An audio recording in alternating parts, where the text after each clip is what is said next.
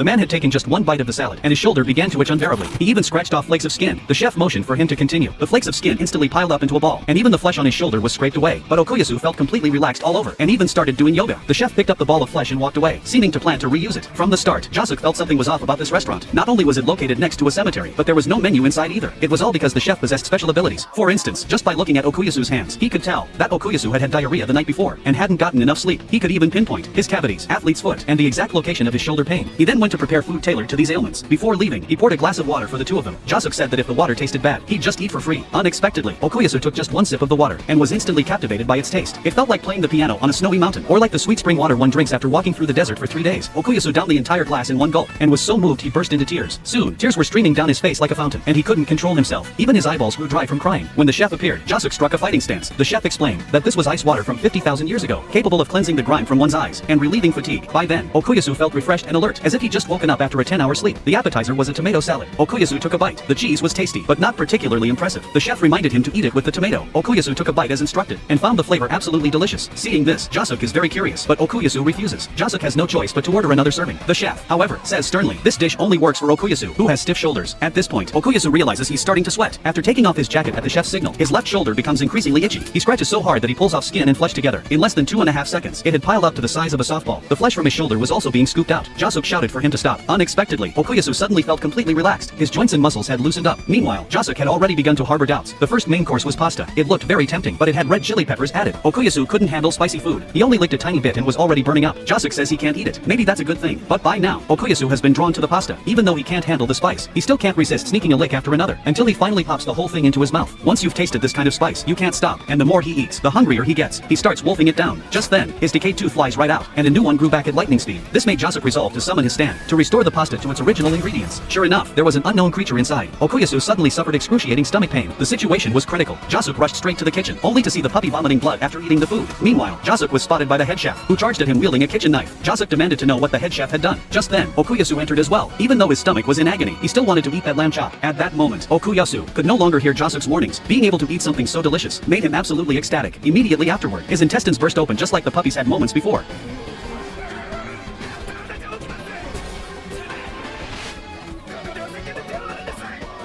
It turned out he had been chasing Jacek because the kitchen had to stay clean, and it was completely unacceptable for Jacek to barge in without washing his hands. At that moment, Okuyasu felt a refreshing relief in his intestines. His diarrhea was now cured. Jacek apologized for the misunderstanding, and explained that they were also stand users. The head chef was thrilled to meet his own kind for the first time, but he wouldn't forgive Jacek. Jacek had no choice but to stay and clean up.